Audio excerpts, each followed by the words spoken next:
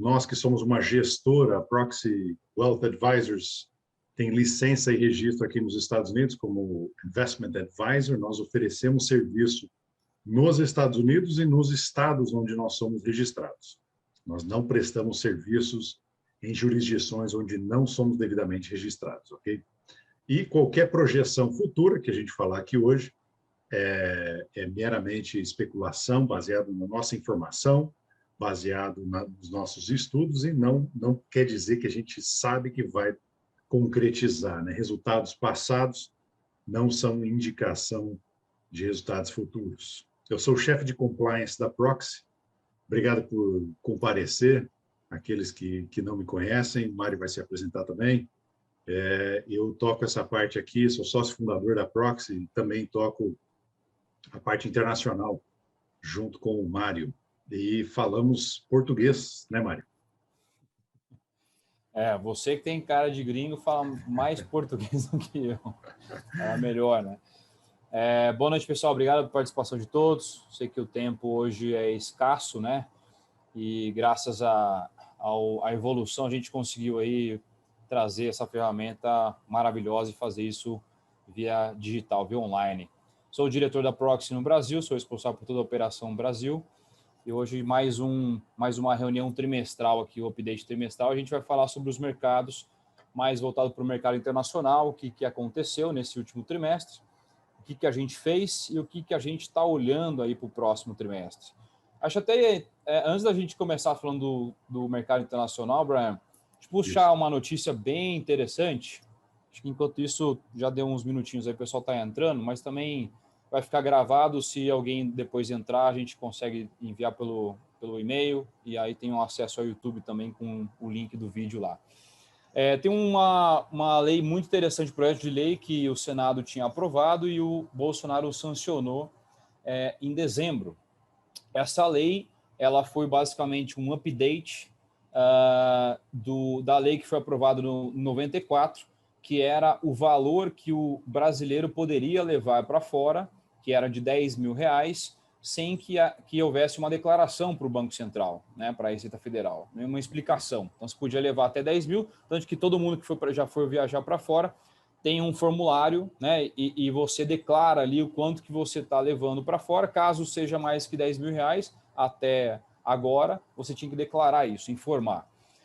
Agora, por conta da desvalorização do real, eles subiram esse valor de R$10 mil, que era basicamente menos de $3 mil, né? Então baixou muito o valor do real. E aí eles aumentaram para $10 mil. Então, se você hoje levar $10 mil em cash, na mão ou na bolsa que for, você não precisa mais declarar e informar a Receita Federal.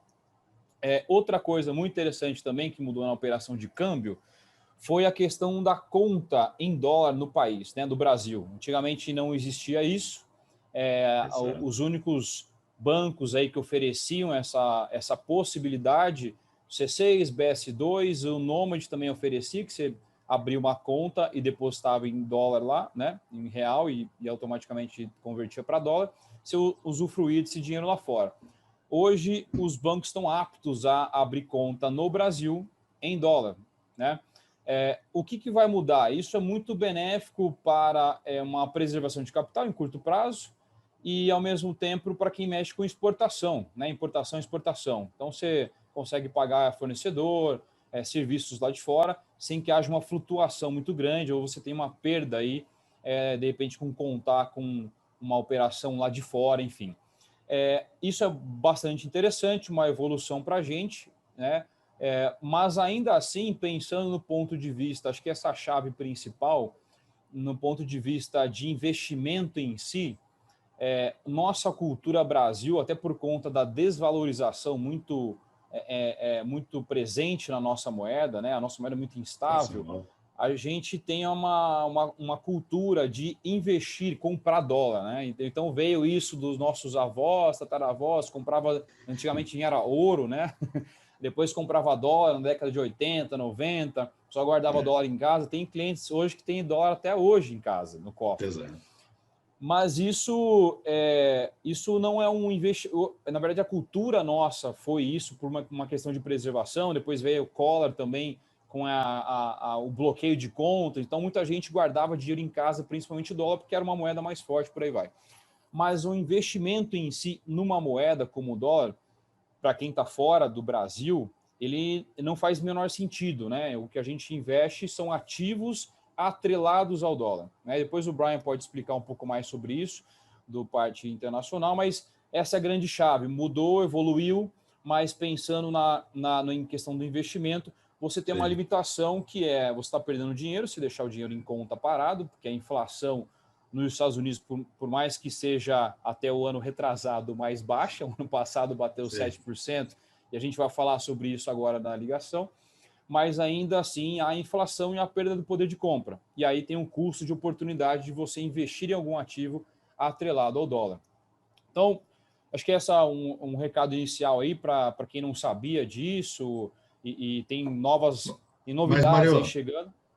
Eu vou hoje no Banco do Brasil, abro uma conta em dólar, é isso? Tem uma área muito cinzenta ainda. Certo. E a gente foi sancionado agora em dezembro, mas a gente não sabe muito bem como vai ser essa conta em dólar. Você vai ter, de repente, um uso do cartão lá fora, se vai ter, obviamente vai ter IOF, mas que tipo de IOF vai ser cobrado, se vai ter outro custo ou não. Então, assim, tem uma área meio cinzenta que não foi definida por enquanto. Foi aprovada a lei que pode ter. Foi Como aprovado. Isso é operacional, não tem ainda. Ok. Exatamente. Perfeito. Perfeito. E aí, pegando o gancho, vamos falar de inflação, que acho que todo mundo deve estar se perguntando aí. A inflação dos Estados Unidos, 7%. Caramba, nunca vi esse negócio. O que isso impacta, Brian, no mercado internacional? E isso pode ser um problema? Veio para ficar, de fato, no mercado americano? O que você acha? Bom, o que aconteceu no trimestre passado, desde a última vez que a gente se reuniu aqui, aqueles que querem dar uma olhada no passado, está lá no YouTube, né? O que aconteceu? Nós tivemos a realização dessa expectativa da inflação. Então, aqui nos Estados Unidos, o Fed, várias facetas do governo, né? O Fed é o Banco Central americano, e o Wall Street estava esperando essa inflação se materializar. Por quê? Que inflação que é essa? Subiu o preço do açúcar, subiu o preço do aço, subiu o preço do serviço de contabilidade, do Financial Advisor? Não. O que aconteceu? Produtos estão parados no porto, tem 4 trilhões de dólares parados no maior porto dos Estados Unidos, que é o de Los Angeles e Oakland. 4 trilhões de dólares é uma máxima, é um recorde histórico deles de volume de produto parado lá. Não é bem parado, né? Está em movimento, mas por quê? Porque é aquela coisa do Covid, é aquela nova realidade que a gente está vivendo aqui. Alguém pega Covid, da equipe ali dos caminhoneiros, aquela empresa de transporte tem que parar todo mundo por 14 dias. Recentemente, o CDC, né, o Ministério da Saúde aqui nos Estados Unidos, empurrou para mudar esse período de quarentena de 10 para 5, mas é o recomendado. Tá? Aqui nos Estados Unidos, eles não forçam através de lei, você é obrigado a fazer uma quarentena de 5 dias, né? É o recomendado, era 14 dias no começo da pandemia, virou 10 recentemente, eles quiseram mudar para 5. Mas mesmo assim, você tem esse furdúncio na cadeia de suprimentos, no supply chain global, né? Então você tem agora o açúcar não chega, então tem que sair o carregamento com chocolate. Aí falta chegar o cacau. Então assim isso está criando ondas, né? Que a gente chama nos cálculos de logística, está criando ondas que param o produto, emperra produto, não consegue entregar ordens. Outra coisa que está muito em evidência hoje em dia é o chip, né? Falta chip no mercado. E outra coisa, tudo tem chip, né? Estou mostrando essa caneta não tem chip, mas logo vai ter, porque tudo nesse planeta tem. Os earbuds estão vendendo colchão com chip. Não sabia se você não sei se você sabia, mas tem colchão na Europa que avisa a fábrica: olha, a vida útil desse colchão já está chegando ao fim da sua vida útil, pode fabricar outro, para eles otimizarem o just in time. E agora, se não tem chip, não sai colchão, né? Então, assim, isso está gerando, esse é o cerne da inflação global, tá? Então, não é que a economia está gerando muitos empregos, está pujante, e por isso as pessoas estão subindo o preço das coisas, e aí O Fed vem anunciando há um tempo, nós estamos de olho na inflação e nós esperamos que é transitório. No trimestre passado, eles retiraram a palavra transitório, já começou a volatilidade em outubro no mercado, em novembro, e aí terminamos dezembro com o Fed anunciando que eles vão parar as compras de ativos no mercado, daqui a pouco eu explico o que é isso, em março desse ano de 2022. Então, vamos lá, durante a crise, o Fed estava comprando dívidas. Quando você compra uma dívida, você entrega um cheque para alguém, certo? E aí você fica com aquela dívida até vencer, recolhe os juros, pode renegociar a dívida. O Fed estava fazendo isso para enxugar endividamento e colocar liquidez no mercado. Tá? É uma das maneiras que o Fed encontrou na crise de 2008 que teve um excelente resultado. Né? E eles fizeram essas compras agora, incharam o seu balanço financeiro em 8 trilhões de dólares. Então, o Fed está carregando 8 trilhões de dólares de endividamento no mercado e eles anunciaram que vão parar isso em março. Então, é um dos mecanismos que eles têm para salvar a economia americana da crise. O segundo mecanismo de maior potência aí do Fed é a taxa de juros. Eles anunciaram em dezembro, olha, já que essa inflação veio para ficar, a maneira da gente frear a economia, diminuir o crédito no mercado, é você aumentar os juros. Isso já começa a entrar no discurso do que a gente fez a respeito. Né? Então, assim, renda fixa. Um cliente ou uma pessoa que está pensando em colocar dinheiro nos Estados Unidos tinha dólar embaixo do colchão, ouviu o Mário, entendeu que, poxa, dólar não é investimento, dólar é uma moeda para você chegar no investimento, nem que seja a taxa básica e o crescimento do PIB. Isso pode ser um investimento, mas profissionais do mercado, a gente usa isso por curtíssimos períodos do tempo. Tá? Em geral, a gente usa uma moeda para acessar os ativos daquela economia, as ações, as empresas, as rendas fixas. Você quer investir em renda fixa agora nos Estados Unidos? É um péssimo momento. Por quê? Se você vai comprar um fundo de renda fixa, o que acontece no fundo? O fundo está sempre trocando as rendas fixas ali dentro. Então, vence uma coisa, compra outra, ou o valor de mercado muda, ele compra outra. Então, há a possibilidade do valor de face de um fundo cair. Tá? Então, assim, você comprou a 100, abre a tela, no dia seguinte está 90. É possível, gente. Renda fixa, um segredo. Não é fixo. Não é tão fixa assim. O que é fixo? Os juros que ele gera. Só isso. E se você entrou na emissão a 100 e você esperou 10 anos, 20 anos, 5 anos, amadureceu essa dívida, te devolvem 100. E durante esse período te deram juros. É só isso que é fixo. Durante esse período, os juros vão subir, os juros vão descer, vai vir a pandemia, várias coisas acontecem e aí essa taxa varia. Então, entrar agora, sendo que o Fed já anunciou, nós vamos subir os juros, porque a inflação está espiralando. Eles não assumiram ainda que está fora de controle, mas eles falaram assim, ó, não é mais transitório, então a gente acha que a inflação veio para ficar, então nós vamos puxar as nossas balas de prata e atacar essa inflação. Até aproveitando, Brian, essa questão da inflação, você acha que o Fed anunciou o fim dos estímulos até o final agora do primeiro trimestre? Isso já foi falado lá atrás, que era uma maneira de resolver um problema bom que os Estados Unidos está tendo, que é a volta dos trabalhadores para os postos de trabalho. Então, as pessoas acostumaram com os estímulos muito altos e não querem voltar a trabalhar. Sim. O que é bom, é um problema bom que a gente brinca, é porque tem muita oferta de trabalho, né? Eu Sim. voltei agora, dia 15 de dezembro, agora de Nova York, passei na Flórida, e eu vi muita placa, mas muita placa de hiring, ou seja, de contratando. Então, assim, oferta tem demais.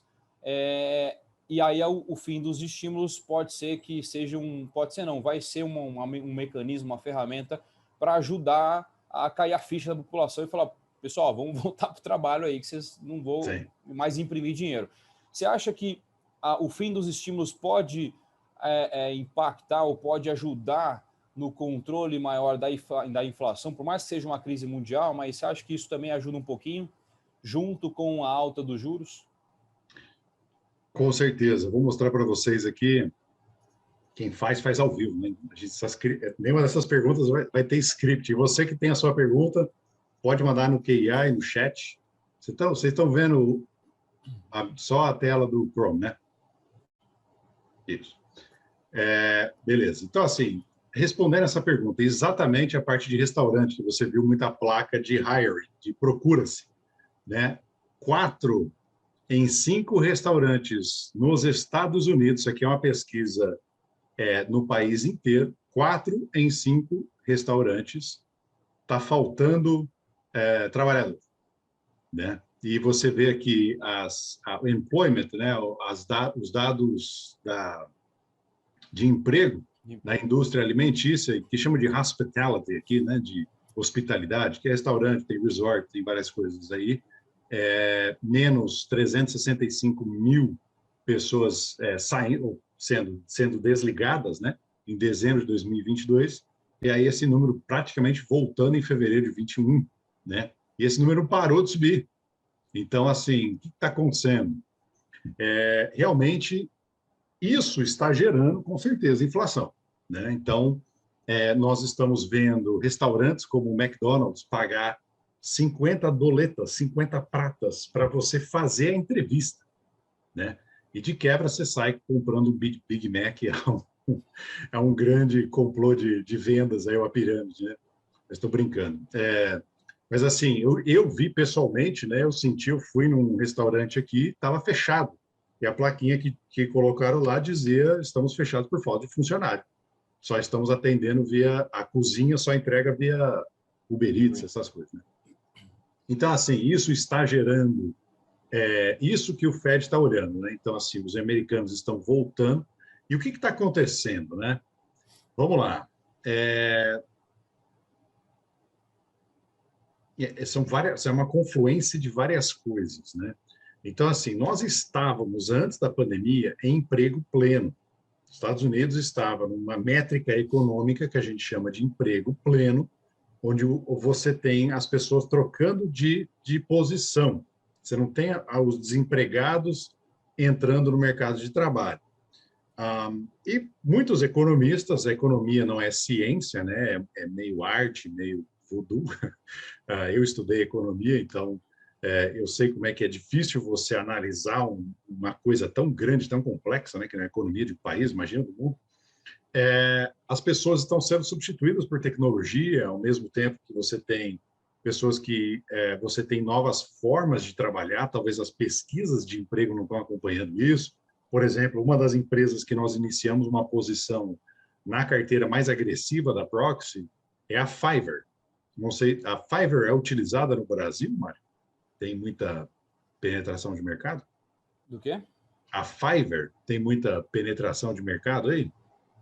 Talvez não. Você não reconhece o nome? Não tanto. Não tanto. Ele é um Uber de empregos, de $5, é a ideia, né? 5 euros, $5. E aí você coloca lá, eu faço memes. Daí você coloca lá os memes, seu portfólio de memes, e as pessoas te pagam $5 para você fazer um meme. E aí você tem serviços agregados, né? Você pode falar assim, ó, eu faço uma série de memes para você por $60. Então não é só serviço de 5. Sim, o conceito existe, não é o mesmo nome. Exato. Eu esqueci o nome agora. Essa empresa, ela está com, esqueci a capitalização dela, mas ela já está sendo representativa o suficiente para entrar na nossa carteira agressiva, porque ela é a nova economia. É a maneira, as pessoas às vezes não estão voltando para casa, não estão voltando para o trabalho, né? Estão ficando em casa. Está acabando o estímulo econômico do Fed, eles pararam de receber os cheques do Trump, do Biden, e agora das crianças, quem tem criança nos Estados Unidos, estilo europeu, né? Você tem filhos, você recebe um cheque. Isso pela primeira vez na história dos Estados Unidos. Isso aí está acabando, e agora as pessoas estão voltando para o mercado de trabalho, e elas não precisam voltar para o escritório, né? Então, essa ideia, esse conceito de work from home, né? De trabalhar de casa, que também foi extremamente assim, um movimento fortíssimo durante o ano da pandemia, né? Justamente é a veia da pandemia, né? Ficar em casa, isolamento, não ter contato com outros seres humanos. Como é que você produz? Como é que você trabalha em economias desenvolvidas, nos Estados Unidos, o oeste europeu, Japão, Ásia desenvolvido, você vai trabalhar de casa. 60% da economia americana, 60% do PIB é serviços, tá? Então, as pessoas, elas podem sair com um celular e uma caneta, um papel, um computador, e elas trabalham, né? Lembrei, um participante aqui lembrou o nome, é Get Ninjas. Tinha esquecido Get esse nome. Ninjas? É o mesmo conceito. Nossa, que Tem uma chique. outra plataforma que eu esqueci também, mas é o mesmo conceito. Você vai Certo, lá, publica o que você quer e as pessoas vão lá e podem te atender e você cobra entendi. por isso, paga por isso.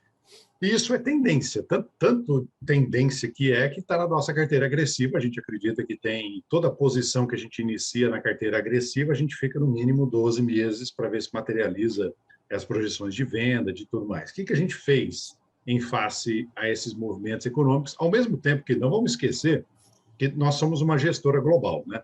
Então, nós saímos inteiramente das nossas posições voltadas para a China no verão americano ou no inverno brasileiro, o ano passado. Tá? Nós saímos aí julho, né, junho, a gente saiu de China. Por quê? Você tinha duas coisas. Uma, o partido estava mostrando quem manda lá. Então, assim, mercado financeiro, mercado agrícola, não importa o que é, a gente que manda. Então, levando os CFOs para conversa e saindo, ou Jack Ma, por exemplo, do Alibaba, sumiu por 2 meses, depois falou, não, eu precisava de um reset, né? Ele levou um belo de um reset, e o partido chinês mostrando quem manda lá, e o perigo aqui nos Estados Unidos de deslistamento das ações chinesas dos Estados Unidos. É um risco muito diferente, né? Então, assim, a ADR, a ação chinesa listada nos Estados Unidos, que o investidor americano, sem sair dos Estados Unidos, sem sair do dólar, pode colocar dinheiro, ela vai ser fechada. A New York Stock Exchange, a Nasdaq, vai liquidar, pegar o dinheiro, a empresa, ou a listagem no país de origem tem que mandar dinheiro, ou a empresa tem que mandar dinheiro, receber as ações, fechar as ações e entregar dinheiro para os acionistas. Olha o pandemônio, né, a pandemia, olha o caos que se instalaria numa situação dessas. E não são valores de mercado inexpressíveis, né? Desprezíveis, vamos colocar assim. São valores por exemplo, uma das maiores empresas do mundo, o Alibaba. Então, tivemos tudo isso no ano passado. Baseado nisso, você vê renda fixa sofrendo pressão de preço, porque os juros vai subir e nós vamos ter um juros melhor logo ali na frente. Então, renda fixa, por um lado, não é interessante. Mercados emergentes terminaram o ano com menos 5%, por exemplo, em geral. E China é 30%, 40%, dependendo do índice que você segue. Porque por essa pressão na China. Algumas dessas empresas fantásticas que vão revolucionar o mundo, as ações caíram 50%. E aí, o que deu certo nos Estados Unidos, né? Duas coisas. O trade, né, o investimento baseado em inflação, que a gente já falou, por isso que a gente falou tanto de inflação até agora, porque empresas como Walmart, Procter & Gamble, Coca-Cola, Procter & Gamble e Coca-Cola, por exemplo, Walmart nem tanto. Mas essas empresas produtoras de um produto que é assim global, é um produto bem disseminado na economia, eles não olham a cartilha e falam assim, olha, a inflação subiu 7%, deixa eu subir o preço do shampoo, deixa eu subir o preço da minha coca. É o contrário. Eles colocam na prateleira 7% mais caro e o agregado disso na economia é a inflação, né? Então, por definição, a Coca-Cola vendeu mais, porque ela subiu o preço dela.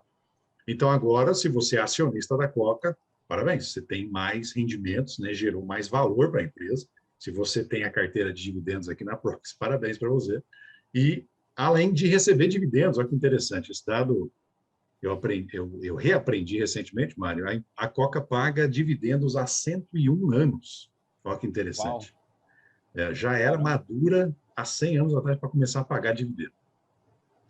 Essas empresas, elas cresceram por causa desse tema de inflação. Wall Street sabia que a inflação era inerente, ia chegar, portanto, Wall Street estava vendendo tecnologia, Tesla não é um bom exemplo, porque é um ativo muito, muito esquisito, mas vendendo coisas do futuro, inovação, a empresa que é considerada growth, crescimento futuro, para comprar empresas baseadas na inflação. Porque o Wall Street prefere ganhar 10% com Walmart, Procter & Gamble, Coca-Cola, que são super modernas, tem uma volatilidade baixa, do que fazer uma aposta em carros autônomos, por exemplo. Tá? Que mais que nós fizemos? A outra coisa são as 6 grandes. Facebook, que agora é Meta, né? Amazon, Netflix, Apple, Google, né? Microsoft. Essas empresas continuaram dominando e foram responsáveis por 37% de crescimento. O S&P 500, o SP 500, subiu 30% no ano passado, no ano inteiro. E essas fazer empresas... parênteses aqui, a Ibovespa deu menos 12. Menos 12. Então, assim, basicamente, essas 6 empresas, as mega caps, que a gente chama, batendo tri. Agora, aqui a moda agora é bater tri, né? Bateu um tri, agora a Microsoft bateu 3, ou ia bater, sei lá. Essas empresas têm concentrado demais o capital do mercado, porque elas são uma boa tese de futuro, Amazon com o cloud, Microsoft com o cloud, né? Não é necessariamente a parte de varejo, né? Mas, enfim, tem várias teses aí, Netflix com entretenimento em casa, no celular, aquela coisa. Concentração. Esse foi o tema do ano passado, concentração em inflação e nas mega caps, que a gente chama, né? As mega empresas nos Estados Unidos.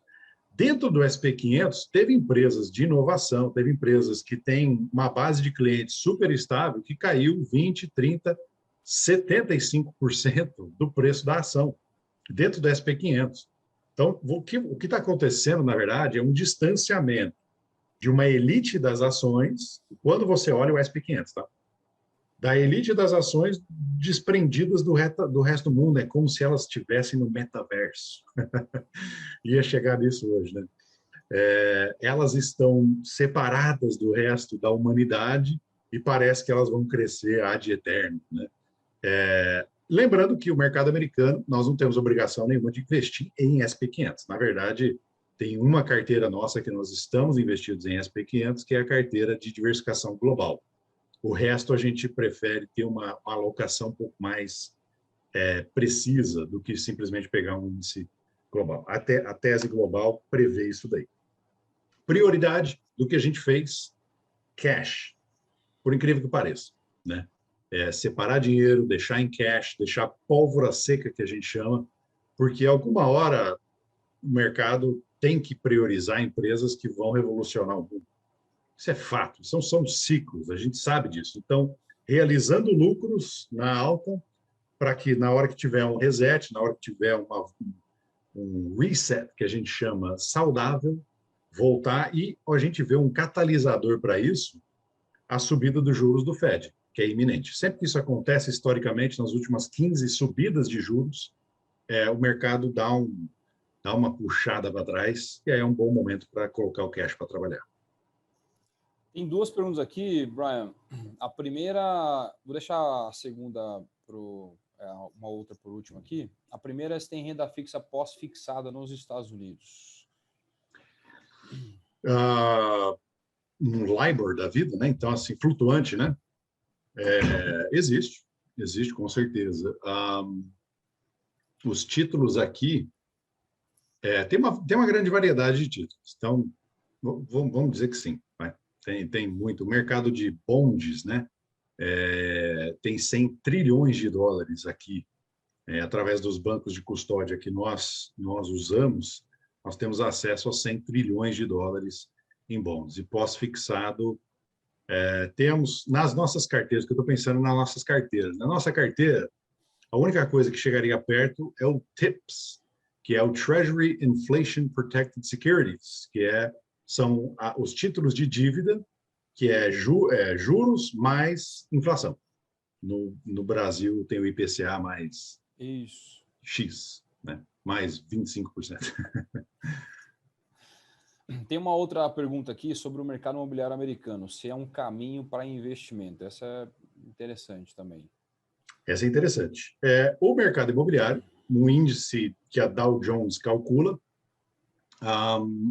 pelas estimativas deles, o imóvel geral, tá? Isso aqui é imóvel comercial, galpão, residencial, imóvel de aluguel, que a gente chama de multifamily, aqui nos Estados Unidos, subiu 35%, tá?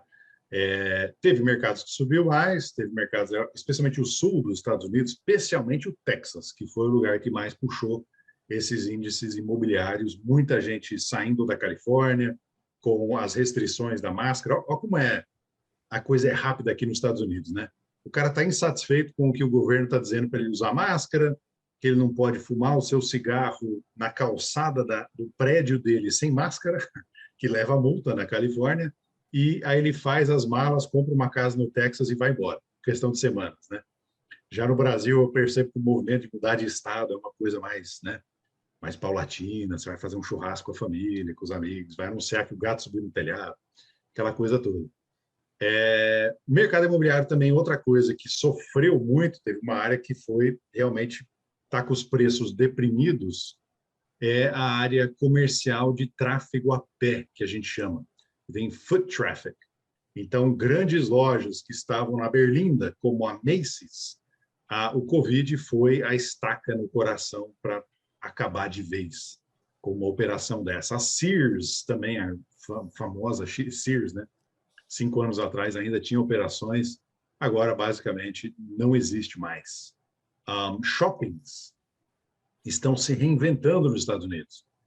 Casas de repouso, né? O que a gente às vezes chama de asilo no Brasil, mas são casas realmente... A gente tem que aqui a gente tem um preconceito de casas de asilo, é um negócio que a família esqueceu o idoso lá. Exato.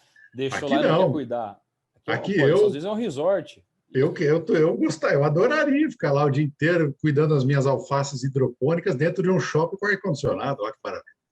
Então, assim, o shopping é um ambiente legal porque ele é grande, tem um pé direito altíssimo, lá você se sente no ar, não enclausurado numa casa, né? E é ar-condicionado. Na Flórida, por exemplo, no Texas, na Geórgia, faz calor, muito calor. No sul dos Estados Unidos tem muita coisa essa área de idosos, né? Então, assim, essa área imobiliária são algumas coisas que eu pontuo aí, né? Muito cuidado, as pessoas às vezes olham um fundo de investimento imobiliário, daí ele olha lá, malls, né? Baseado em shoppings. Olha só, ele dá 15% de juros, só que legal. Vou comprar ele. Cuidado que o valor de face desse fundo de investimento imobiliário tem caindo vertiginosamente nos últimos 5 anos. E aí os juros de 15 anos é porque eles recolhem aluguel, tem que pagar 90% para os acionistas, parecido com o fundo de investimento imobiliário do Brasil. As porcentagens são um pouco diferentes. Entrega o aluguel. Aí, mês que vem, o outro shopping vai à falência, fecha, tenta se renovar para uma casa de repouso ou alguma coisa nesse sentido, e aí diminui o valor de face. Então, assim, cuidado, esses juros de 15%, ele é misleading, que a gente chama em inglês. Ele sim, está te levando para um lado errado. Uma outra coisa que ajudou muito a esse índice subir, principalmente no ano passado e retrasado, foi mercado Flórida e Texas, né, Brian? Então, assim, muitas famílias estão ainda vindo de Califórnia, Nova York e alguns outros estados que têm uma diretriz um pouco mais democrata. Então, o estado texano e da Flórida é mais, no ponto de vista de algumas famílias, faz mais sentido para o estilo, diretriz de vida. Então, além, claro, do custo de vida. O custo de vida em Nova York e Califórnia é muito caro. Existe imposto estadual, imposto federal, então tem uma série de impostos e isso... O mercado imobiliário na Califórnia e em Nova York é altíssimo, o custo de vida é muito alto. Então, até mesmo por uma diretriz e por um incentivo do governador da Flórida, muitas pessoas estão indo para a Flórida, comprando apartamento, casa, é um preço bem mais acessível, não tem imposto estadual, por uma série de questões. Então, o mercado Flórida aqueceu muito e está aquecido muito, né? Tem aquecido muito. E aí a projeção de expansão e crescimento ainda tem projeções muito positivas para os próximos anos. Tem muita área de expansão que está crescendo no estado da Flórida. Miami já está um pouco saturado e eles estão começando a subir para o norte e cada vez mais sentido Orlando, né? Então, isso ajudou muito o índice de mercado imobiliário subir no ano passado e nos demais anos, nos últimos anos, né, Brian? Correto. E não só imóveis na bolsa, né? Mas também imóveis. Nós ajudamos. O ponto é nosso foco, nosso DNA. Até para quem fez a pergunta, é bom saber. Nosso DNA é planejamento financeiro. Então, se faz sentido para a sua família mudar para os Estados Unidos, ou está pensando, quer diversificar, comprar um imóvel e um dia migrar para cá, planejar isso, a gente faz esse planejamento migratório. E também temos vários advisors aqui na equipe que são agentes imobiliários, que têm um prazer aí em ajudar você. Vamos fazer um recado final aí, Brian. O que a gente está Bora. olhando para o próximo trimestre para a gente encerrar? A gente está excedendo o tempo aí. Certo. Lembrando que alguém que tiver uma pergunta, quiser encaixar uma pergunta, a gente pode. Isso. E mandar no QIA e no chat que está aí embaixo. O que nós estamos olhando enquanto isso? O que a gente está olhando para o futuro? Né? Nós estamos, obviamente, olhando de novo. E, gente, minha carreira toda, desde 2007 até hoje, 15 anos, todos estão olhando o Fed. Né? Então, assim, parece que a gente olha o Banco Central dos Estados Unidos para investir em ações, para investir em fundos e saber qual é o momento certo de entrar e de mudar essas coisas. Então, a gente está olhando o Fed, o compasso que eles vão seguir para subir esses juros, se vai ser uma coisa muito um choque.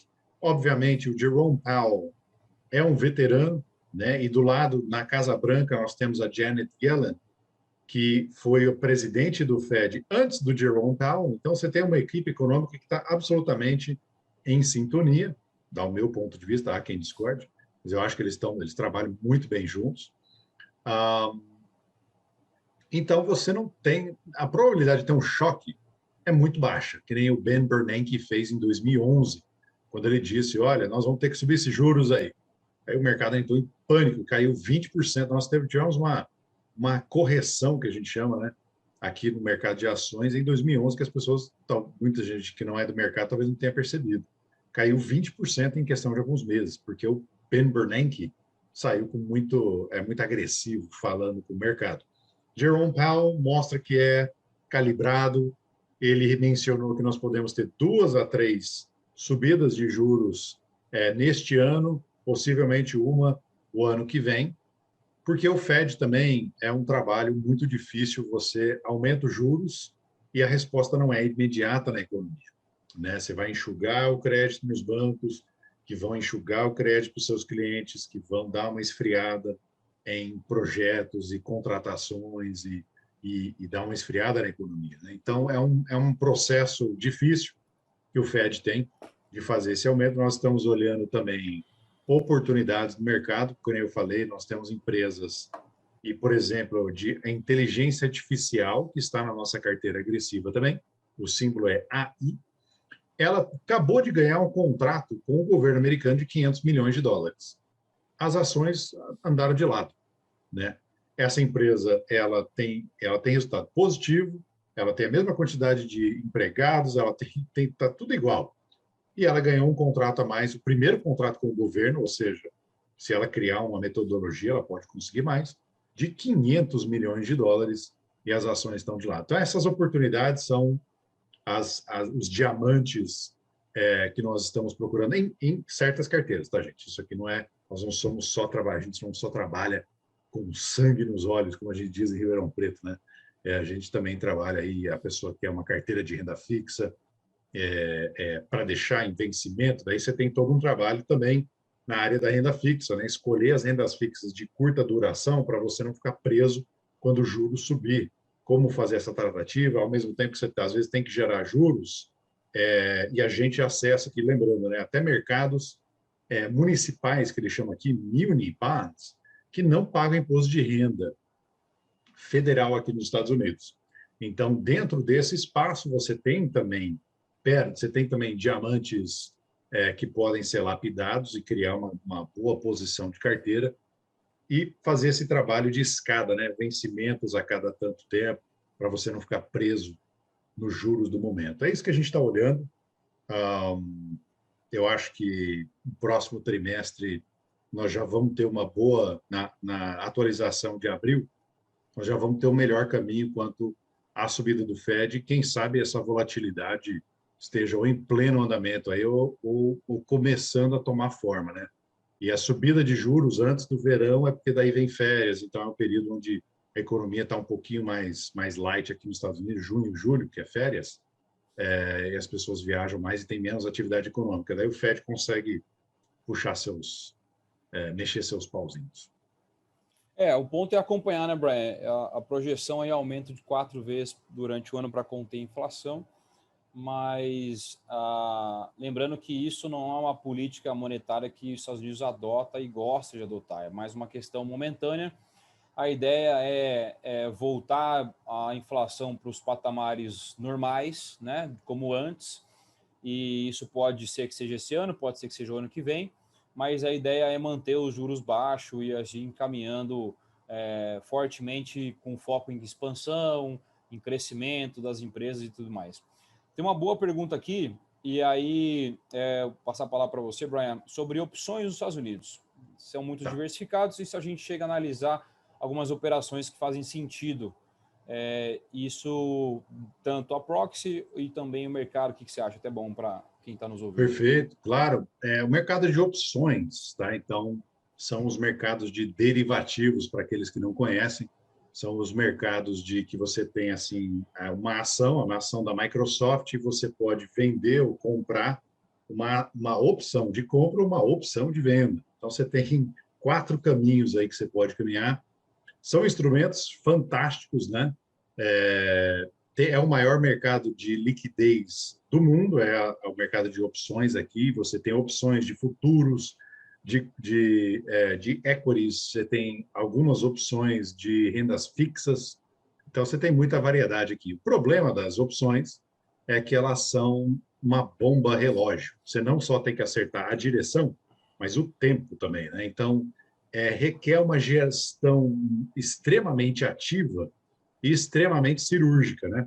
Então, a gente só utiliza opções em casos com um volume maior de dinheiro de um cliente nosso, que diga assim, olha, eu estou com uma grana legal aqui. E o que é uma grana legal? A partir de $2 milhões, e a gente vai fazer uma alocação específica em opções para gerar renda saindo daquelas opções. Por exemplo, a gente vai com 2 milhões, a partir de $2 milhões, nós vamos eliminar inclusive os ETFs.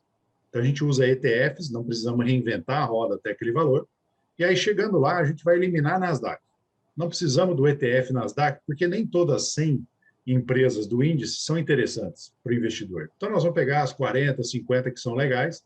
E olha só, Microsoft está ali dentro. E a gente quer segurar a Microsoft por 20, 30 anos, se eles continuarem a despontar com a tecnologia cloud, como eles tiveram no passado agora. Vamos vender opções. Tem a Microsoft na carteira, a gente vende uma opção para gerar uma renda extra dentro dessa carteira. E, assim, é impressionante, né? O mercado aqui tem opções de índices, por exemplo, o SP500 tem 3 vencimentos na semana.